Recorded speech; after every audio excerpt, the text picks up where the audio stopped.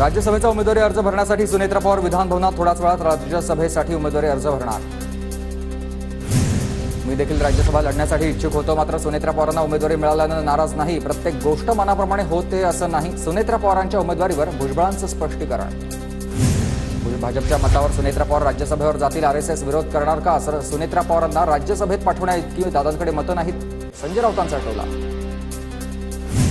अजित पवारांच्या राष्ट्रवादीतील दोन्ही गटामध्ये लवकरच दुफळी माजेल, संजय राऊतांचं भाकीत। सुनेत्रा पवारांना राज्यसभेवर जायचंय, भुजबळही इच्छुक आहेत, पटेलांना मंत्री व्हायचंय, राऊतांचा टोला।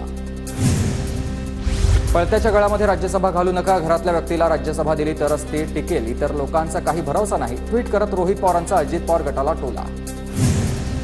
मनसेकडून विधानसभा स्वबळावर लढण्याची तयारी, 200 ते 250 जागांवर विधानसभा लढण्याची तयारी, आम्ही स्वबळाची तयारी करत असल्याची मनसे नेते बाळा नांदगावकर यांची माहिती। आगामी निवडणुकीच्या पार्श्वभूमीवर मनसेची बैठक संपन्न, सर्व मतदारसंघातील मनसे पदाधिकाऱ्यांची बैठकीला उपस्थिती। लोकांचा कल आता महाविकास आघाडीच्या बाजूने, दिल्लीपेक्षा लोकांना महाराष्ट्राचं सरकार बदललेलं पाहायचं आहे, शरद पवार गटाचे नेते युगेंद्र पवार यांची प्रतिक्रिया। प्रहार पक्ष विधानसभेला 20 जागा लढणार, बच्चू कडूंची माहिती। मराठवाडा, खानदेश, पश्चिम महाराष्ट्रातील संभाव्य उमेदवारांची आज बैठक, बैठकीमध्ये उमेदवारांना विचारून पुढील पाऊल टाकणार, कडूंची प्रतिक्रिया। सरकारनं दिलं तर मी मंत्रिपद घेणार नाही, बच्चू कडूंचं वक्तव्य। मनोज जरांगेंनी विधानसभा निवडणूक लढवावी, त्यांच्या 60 ते 70 जागा जिंकून येतील, मनोज जरांगेंबाबत बच्चू कडू यांचा मोठा दावा। सप्टेंबरमध्ये युती कोणासोबत करायची हे ठरवणार, प्रहारचे नेते बच्चू कडू यांचा युतीसंदर्भात भाष्य। तर बच्चू कडूंचं मंत्रिमंडळ विस्ताराबाबत म्हणणं ऐकून घेणार, मंत्री शंभूराज देसाईंची प्रतिक्रिया।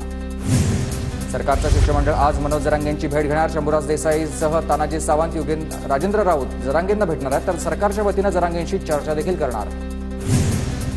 फक्त चर्चा करून उपयोग काय, विषय तडीच निघणार की नाही, सरकारचं नेमकं म्हणणं काय हे आज कळेल। आजच्या शिष्टमंडळाच्या भेटीवर जरांगेंचं वक्तव्य। उद्या संध्याकाळी 5 वाजता आंदोलनाची पुढची दिशा ठरवणार, मात्र चर्चेची दारं बंद केली तर पुन्हा दारं उघडणार नाही, मनोज जरांगेंचा सरकारला निर्वाणीचा हा इशारा। उपमुख्यमंत्री देवेंद्र फडणवीसांचे विश्वासू आमदार राजेंद्र राऊत दुसऱ्यांदा जरांगेंना भेटणार, खासदार संदीपान भुमरे देखील आज जरांगेंची भेट घेणार।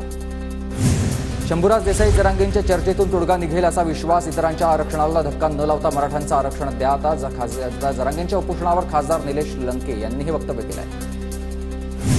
खासदार बजरंग सोनवणेंनी घेतली मनोज जरांगेंची भेट, सरकारनं जरांगेंसोबत लवकरात लवकर चर्चा केली पाहिजे, सोनवणेंचा सरकारला सल्ला। आमदार बाबाजानी दुर्राणींकडून मनोज जरांगेंची भेट, दुर्राणी अजित पवार गटाचे आमदार, महायुतीच्या आमदारांकडून जरांगेंशी चर्चेचा प्रयत्न।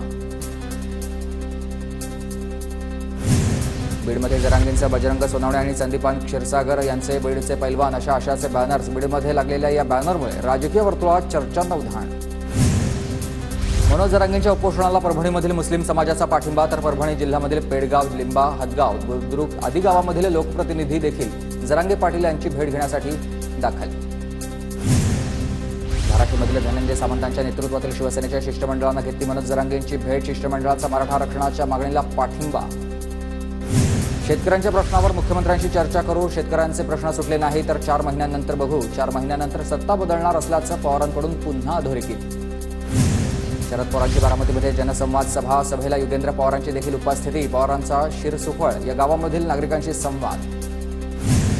अहंकाराचा भरला घडा, जनतेने शिकवायला घेतलाय धडा, लोकसभेला दिसला ट्रेलर, विधानसभेला दिसेल पिक्चर, रोहित पवारांचा विरोधकांना ट्विटमधून खोचक टोला।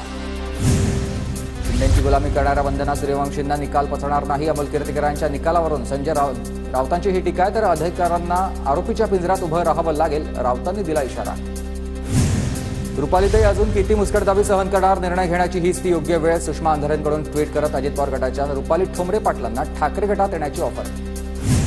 आदित्य ठाकरेंच्या वाढदिवसानिमित्त अमरावतीमध्ये बॅनरबाजी, राजकीय स्वार्थासाठी रस्त्यावर होणारी हनुमान चालिसा बंद झालेली आहे, बॅनरच्या माध्यमातून ठाकरे गटानं नवनीत राणांना डिवचलंय।